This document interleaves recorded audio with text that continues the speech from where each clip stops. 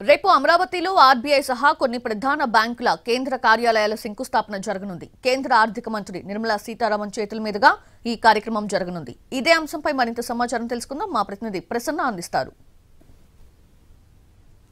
రాజధానిలో ఒక కీలకమైన కార్యక్రమం ప్రారంభం కాబోతోంది.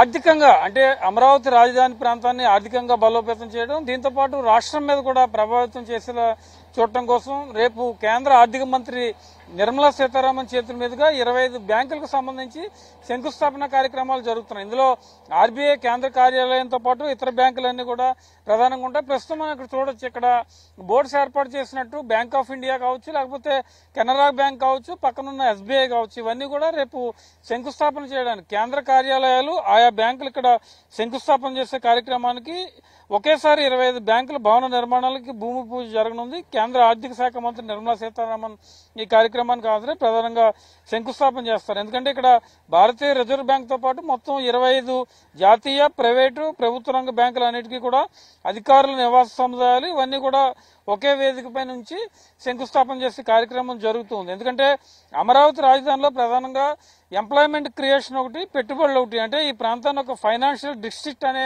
ప్రణాళికతో ప్రభుత్వం ముందుకెళ్తోంది. అందులో భాగంగానే ఉద్దండరాయనపాలెం, వెలగపూడి, రాయపూడి, లింగాయపాలెంలో ఈ బ్యాంకుల ప్రధాన కార్యాలయాలు రానున్నాయి.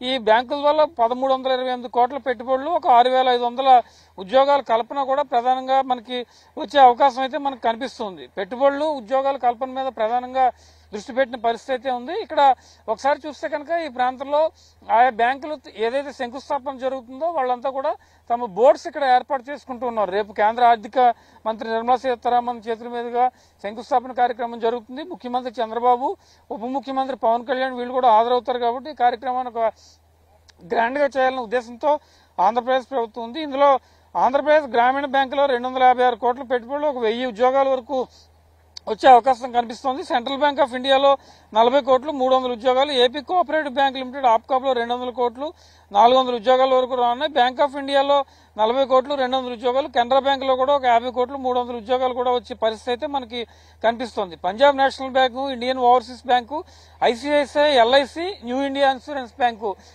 ఈ రకంగా మొత్తం కేంద్ర సంస్థలన్నీ కూడా ప్రధానంగా ఇక్కడ కేంద్ర కార్యాలయాలు ఏర్పాటు చేసుకోవడం, అమరావతిలో ఫైనాన్షియల్ డిస్ట్రిక్ట్ పేరుతో అభివృద్ధి కార్యక్రమాల మీద ప్రత్యేకంగా దృష్టి పెట్టడం ఇక్కడ జరుగుతుందని మనం చెప్పుకోవచ్చు. ఎందుకంటే ఇప్పటికే అమరావతిలో కొన్ని బిల్డింగ్స్ కావచ్చు, ఇతరత్ర నిర్మాణాలన్నీ కూడా కన్స్ట్రక్షన్ లో ఉన్నాయి. దీంతో బ్యాంకులు కనుక ఇక్కడ ప్రధానంగా ఏర్పాటు చేస్తే కనుక ఫైనాన్షియల్ గా వెసులుబాటు ఉండటం, అభివృద్ధి మీద ప్రత్యేకించి దృష్టి పెట్టడం, జాబ్ క్రియేషన్ ఎక్కువగా ఉండటం వీటి మీద ప్రధానంగా ఉంటుంది. కాబట్టి ప్రభుత్వం ప్రత్యేకంగా దీని మీద దృష్టి పెట్టింది. ఒకసారి మనం చూస్తే ఈ ఆవరణలో శంకుస్థాపన జరిగే ప్రాంతంలోకి ప్రస్తుతం మనం వెళ్తూ ఉన్నాం. బ్యాంక్ ఆఫ్ ఇండియా కావచ్చు, కెనరా బ్యాంక్ కావచ్చు, లేకపోతే ఆర్బీఐ కావచ్చు, ఈ ప్రాంతంలో అంతా కూడా శంకుస్థాపన కార్యక్రమం మీద ప్రభుత్వం ప్రత్యేకంగా దృష్టి పెట్టి ఇక్కడ అన్ని ఏర్పాట్లు కూడా చేసిన పరిస్థితి అయితే మనకి కనిపిస్తుంది. మనకి ఈ ఎదురుకుండా ఉన్న ప్రాంతం ఎస్బీఐ, ఈ ఫెన్సింగ్ ఎస్బీఐకి ఫెన్సింగ్ ఏర్పాటు చేసుకున్నారు.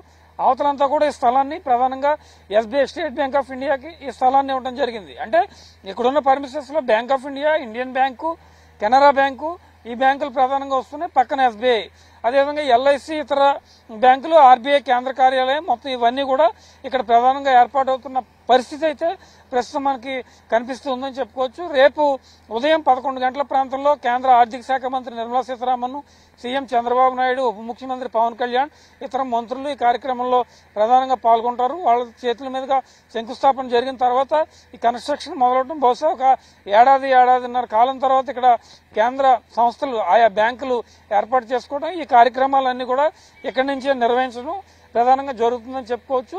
ఇక్కడ ప్రస్తుతం మనం కరెక్ట్ గా శంకుస్థాపన జరిగే ప్రాంతం కావచ్చు, లేకపోతే ఇక్కడ ఇంకా పనులు జరుగుతున్నాయి, కొద్ది టైం ఉంది కాబట్టి పనులు ఇప్పుడిప్పుడే జరుగుతున్న పరిస్థితి కూడా మనకి కనిపిస్తుంది. మొత్తానికి అమరావతి రాజధానిలో ప్రత్యేకించి ఆర్థిక కార్యకలాపాల విస్తరణ కావచ్చు, లేకపోతే ఫైనాన్షియల్ డిస్ట్రిక్ట్ లో భాగంగా ఆర్థిక అభివృద్ధి కావచ్చు, ఉద్యోగాల కల్పన కావచ్చు, ప్రభుత్వం ప్రత్యేకంగా దృష్టి పెట్టిన పరిస్థితి అయితే మనకు కనిపిస్తుంది.